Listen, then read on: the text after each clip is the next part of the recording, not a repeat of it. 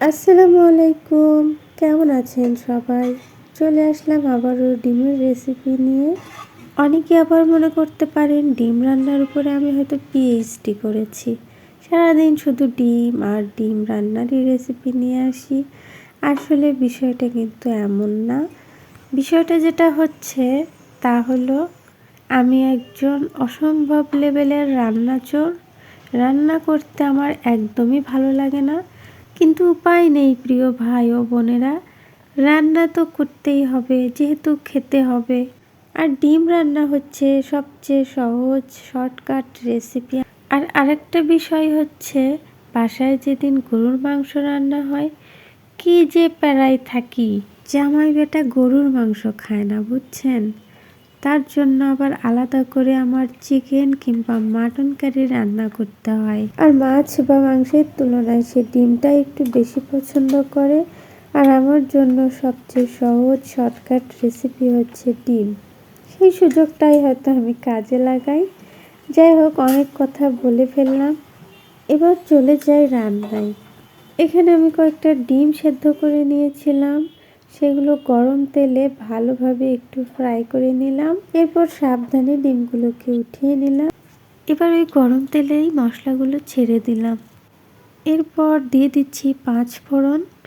এরপর দিয়ে দিচ্ছি পেঁয়াজ কুচি। পেঁয়াজ কুচির পরিমাণটা একটু বেশি দিলাম।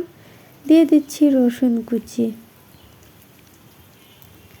মনে হচ্ছে তেলের পরিমাণটা একটু কম হয়ে গিয়েছে, আবার কিছুটা তেল দিয়ে নিলাম। পেঁয়াজ কুচিগুলোকে ভালো করে নেড়েচেড়ে ব্রাউন কালার করতে হবে।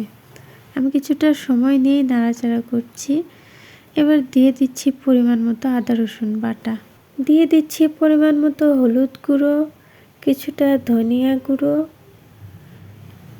দিয়ে দিচ্ছি লাল মরিচের গুঁড়ো, আর দিয়ে দিচ্ছি স্বাদ মতো লবণ। এবার এগুলোকে একটু লাল লাল করেই ভেজে নিতে হবে। এবার দিয়ে দিচ্ছি আগে থেকে রেডি করে রাখা গরম পানি। এবার ঢাকনা দিয়ে ঢেকে দিলাম সিদ্ধ হওয়ার জন্য। কিছুক্ষণ সেদ্ধ হওয়ার পর ঢাকনাটা উঠিয়ে দিয়ে দিচ্ছি কিছুটা জিরার গুঁড়ো। এরপর আবার ঢেকে দিচ্ছি।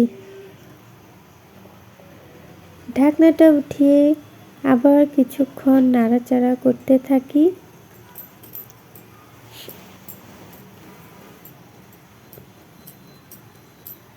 পেঁয়াজ প্রায় সেদ্ধ হয়ে এসেছে, এবার ডিমগুলোকে ছেড়ে দিচ্ছি।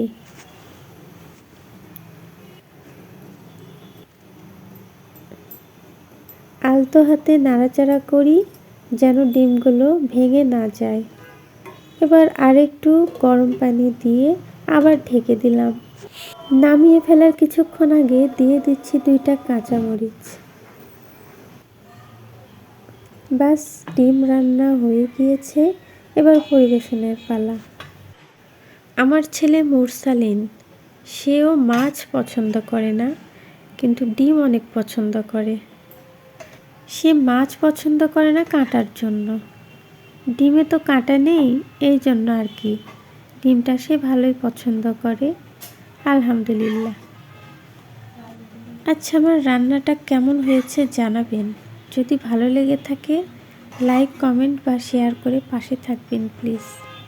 ভিডিওটি অনেক লং, আপনাদের দেখতে অনেক কষ্ট হলো জানি, ক্ষমা সুন্দর দৃষ্টিতে দেখবেন প্লিজ।